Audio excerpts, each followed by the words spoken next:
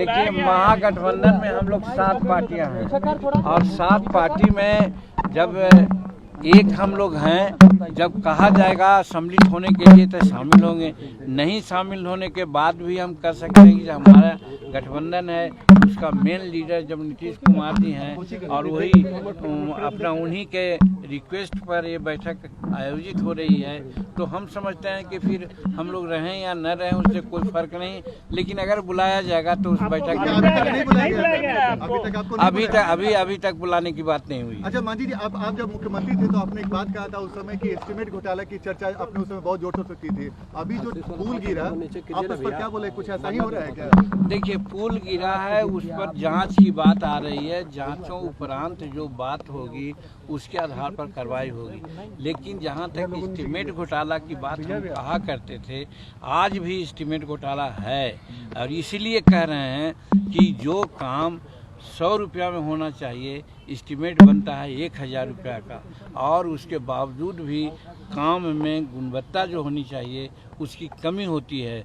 Supervision हमारे क्षेत्र में कई एक ऐसा काम हुआ है, रोड का, पुल का, उस पर भी हम लोगों ने ध्यान आकर्षित किया है। तो उस बात पर आज भी हम आमादा हैं कि साहब एस्टीमेट ज़्यादा लोग बनाते हैं और काम कम पैसा का करते हैं, उसकी गुणवत्ता कम रहती है, उसमें सुपरविजन की आवश्यकता है, उसको बढ़िया से देखने की आवश्यकता है। मांझी जी, आपको की चर्चा हुई है क्या? कल नीतीश कुमार से आपकी बैठक हुई था?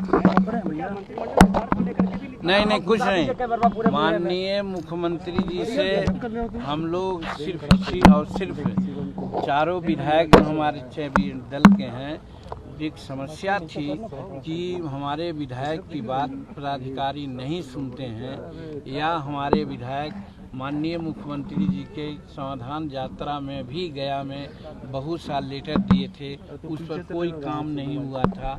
हमारे क्षेत्र में भी कुछ ऐसे थे, उसका काम नहीं हुआ था। हम लोग मिल करके यही कहा था कि हम लोगों का काम देखा जाता है कि जैसा होना चाहिए वो नहीं हो रहा है, इसलिए महोदय आप काम की करवाने का आदेश दीजिए। तो यही काम के लिए चारों विधायक हम लोग मिले थे और सब लोग अपना अपना काम का लिस्ट उनको दिया गया है और उन्होंने कहा है कि त्वरित कार्रवाई करेंगे। कोई राजनीतिक बात हम लोग नहीं। 23 तारीख को बड़ी बैठक है, आप सहयोगी हैं, तमाम सहयोगियों का नाम कल बोल दिया गया, आपका नाम नहीं बोला गया और आपको अभी तक आपको जानकारी नहीं है, तो इसको क्या समझा जाए?